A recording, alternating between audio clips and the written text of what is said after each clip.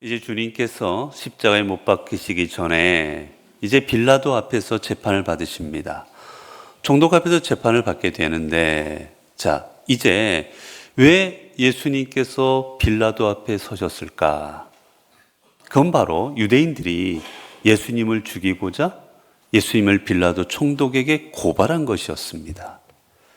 우린 여기서 크게 두 가지를 볼 수가 있는데, 첫 번째는 이 빌라도는 누굽니까? 이방인이에요. 여러분, 이스라엘 사람들은, 유대인들은 이방인을 사람 취급을 안 합니다. 우리가 오늘 본문에 나오지 않았지만 다른 복음서에 보게 되면 이 빌라도를 만나러 갈 때 빌라도의 그 관정 앞으로 들어가지를 않습니다. 왜냐? 이방인을 만나면 몸이 부정해지겠다고 생각했거든요. 이방인은 사람이 아니에요. 부정하게 만드는 존재입니다, 여러분.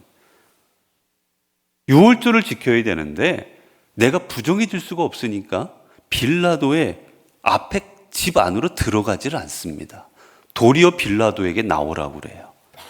그 정도로 이방인을 무시합니다. 그런데 그 이방인에게 지금 무엇을 하고 있습니까? 자신의 동족인 예수님을 넘기고 있습니다. 고발하고 있어요. 라피들이 쓴 책을 보게 되면 그런 이야기가 있습니다. 하도 이방인들을 무시하니까 유대인 중에 하나가 라피에게 물어봐요. 선생님, 아니 그렇다면 그 필요도 없고 쓸모도 없고 아무 짝에도 필요 없는 저 이방인들을 하나님은 도대체 왜 만드신 겁니까? 아니 뭐하러 만드셨대요? 그렇게 쓸모없는 사람들을. 하도 이방인들을 무시하니까 한 유대인이 물어봐요, 라피에게. 그랬더니 그 라피가 이렇게 대답합니다. 쓸모가 있기는 있다. 이방인들도. 어디다 쓰냐? 저 지옥 부를 때는 땔감으로 쓰려고 이방인들을 만들었다. 여러분, 그 정도로 무시합니다. 우리 이방인들, 유대인 아닌 사람들을. 그런데 그 이방인에게 하나님의 거룩한 백성이라고 자부심을 갖고 있는 자신들의 선민을 넘겨주고 있어요. 죽여달라고.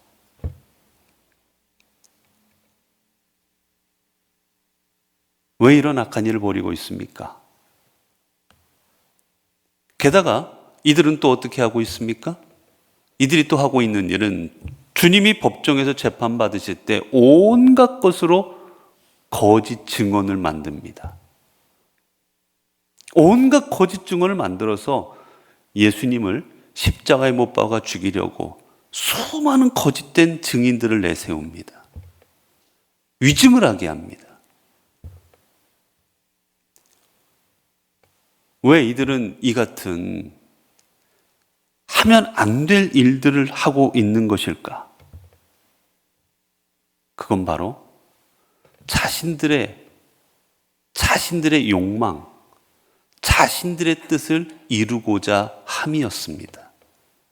자신들의 뜻은 눈에 가시인 저 예수 그리스도를 십자가에 못 박는 것이었죠. 자기 자신들이 우리가 선민이다, 저들은 이방인, 지옥의 땔감으로 쓰려고 만들어 온 이방인이다라고 그런 선민의식을 갖고 있는 그들이 자신의 뜻을 이루고자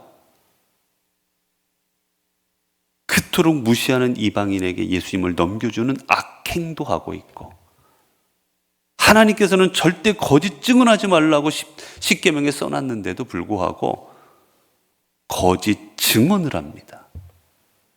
이유는 오직 하나, 자신들의 뜻, 예수를 죽이고자 하는 자신들의 뜻을 이루고자 함이었습니다. 악행을 행하는 사람들의 특징이 무엇이냐? 자신들의 뜻을 이루고자 수단과 방법을 가리지 않는다는 겁니다. 악한 일을 하는 사람들은 내 악한 뜻을 이룰 때 상관하지 않습니다. 어떤 사람의 삶을 무너뜨리는 거, 거짓말을 하는 거, 속임수를 쓰는 거 전혀 상관하지 않아요. 오로지 중요한 건 나의 뜻을 이루는 거 하나뿐입니다. 그거 하나를 위해서는 어떤 희생이든지 뭐든지 상관하지 않아요. 여러분, 이 땅에 있었던 수많은 안타까운 역사적 사건들을 보면 다 어떻습니까? 지도자들이 내 뜻을 이루고자 국민이든 누구든 상관하지 않았던 겁니다.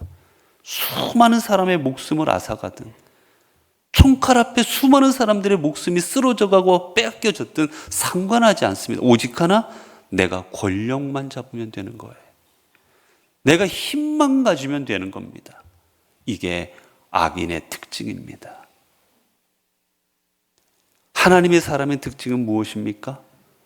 하나님의 사람의 특징은 반대로 어떤 일이 있든지 내 뜻이 아니라 하나님의 뜻을 이루고자 합니다.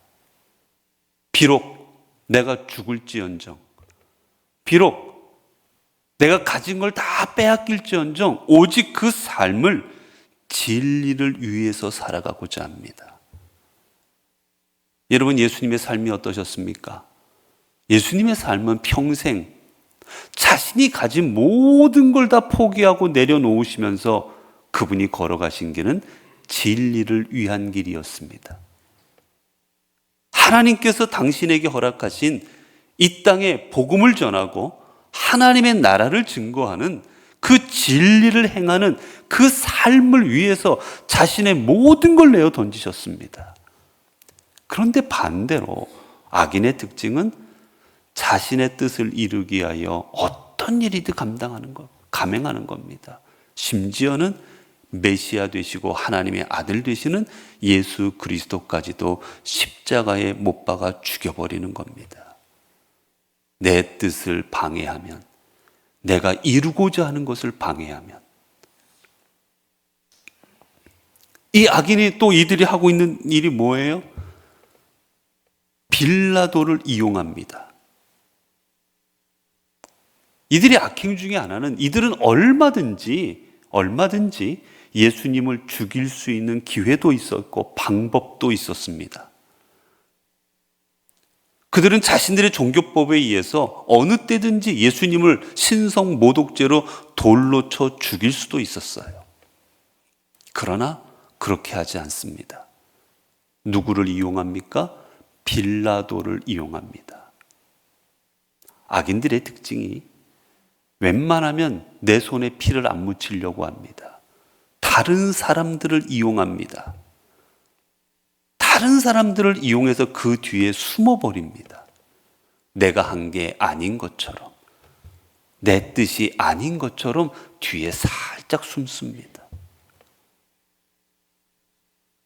그리고 다른 사람들을 앞에 내세워요.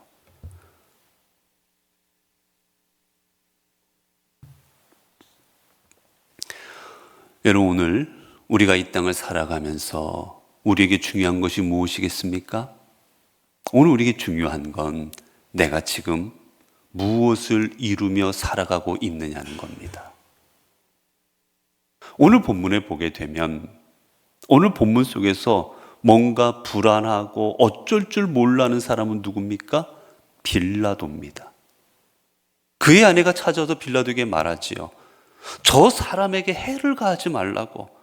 내가 저 사람으로 인해서 얼마나 힘들었는지 모른다고 해를 가하지 말라고 합니다. 또 빌라도는 예수님께서 죄가 없으신 것을 알고 있었습니다. 나름대로 어떻게 하면 예수님을 살릴 수 있을까 동분서주하기도 합니다. 그러나 그는 자신의 권력을 위해서, 자신의 기득권을 위해서 모든 걸 포기해버리고 말지요. 어쩔 줄 몰라 합니다. 우왕좌왕.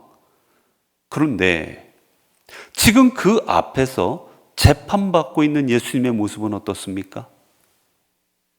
비록 예수님의 신분은 피의자입니다. 죄인으로 잡혀와서 십자가에 못 박히기 직전의 모습이에요. 여러분이 어디를 가셨는데 사형 선고를 받아도 죽기 직전입니다. 나에게 사형 선고가 떨어질 겁니다. 그때 어떻겠습니까? 벌벌벌벌 떨고 두려워하지 않겠습니까? 불안하고 자신의 그 죽음 앞에서 삶이 무너져 내리지 않겠습니까? 그런데 오늘 본문에서 보여주시는 주님의 모습은 어떻습니까? 빌라도가 물어볼 때 주님께서는 그 빌라도의 질문 앞에 당당하게 대답하십니다. 내가 유대인의 왕이냐 하실 때 물어보자 내가 말하였도다. 사실 이 말은 내가 유대의 왕을 인정하는 말은 아니지만 주님의 대답을 다 보게 되면 주님께서는 절대로 나 좀 살려달라고, 나 좀 구해달라고, 날 불쌍히 여겨달라고 비굴한 모습을 보이지 아니하십니다. 주님의 모습은 담대하십니다. 여러분, 왜 도리어 빌라도가 비굴한 모습이 되어 있고 재판하고 있는 재판장인 빌라도가 도리어 비굴하고 왜 피의자의 신분이신 죄인의 신분인 주님께서는 이토록 당당하십니까? 이유는 하나, 빌라도는 죄의 길을 가고 있고 주님은 진리의 길을 가고 계시기 때문입니다. 여러분, 그렇습니다. 우리가 당당하게 이 땅을 당당하게 살아갈 수 있는 이유는 하나, 진리를 행하는 겁니다. 여러분, 차를 타고 운전하시다가 보면 교통경찰이 있어요. 자, 교통경찰이 앞에 있을 때 마음이 두려우십니까? 당당하십니까? 당당하다면 하나예요. 교통법규를 다 지킨 겁니다.